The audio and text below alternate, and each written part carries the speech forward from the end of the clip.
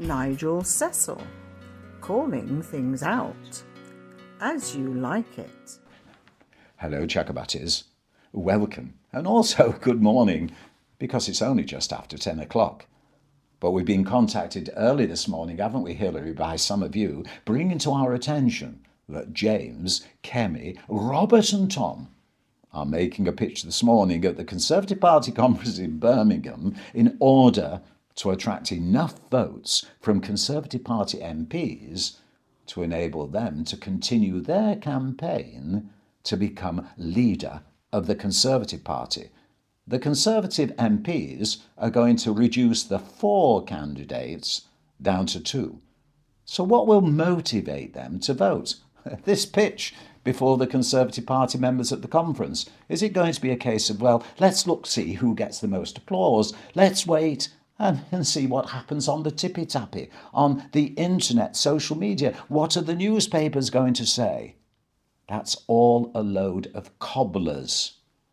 Because the only thing that should motivate them is who is demonstrating a belief in what the Conservative Party stands for. Pop music. I've always said when it comes to media communication and coaching courses that music is the universal language of communication. And politicians could learn a lot about the way international stars and their fan base interact in order to ensure the star remains a star. Just look at it, when pop groups start arguing internally, it usually heralds the demise, the end of the group, because they are making personalities and individual wants, likes and dislikes more important than the music.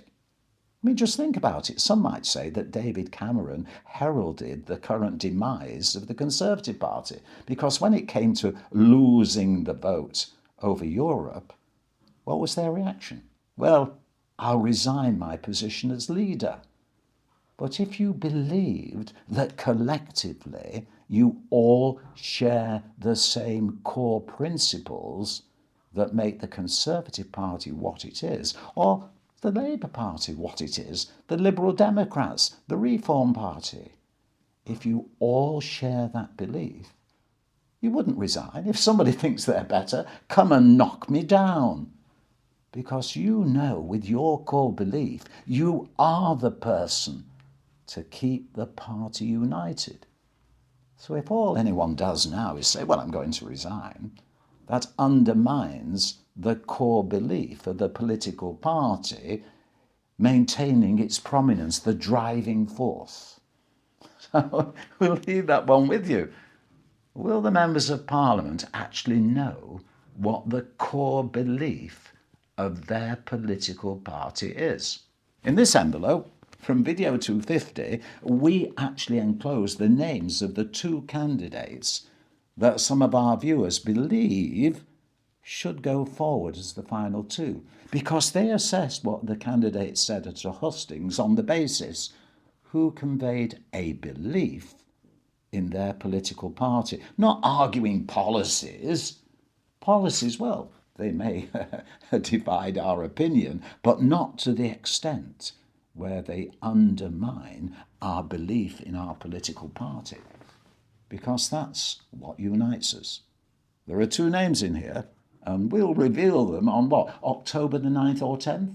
Because that's when the Conservative MPs are going to reduce 4 down to 2. So a clue as to what's inside here. We've said this before. One of the candidates could tell you all about what happened and happens at the Butcher's Arms. And the other candidate may be able to relate to you adventures at McDonald's.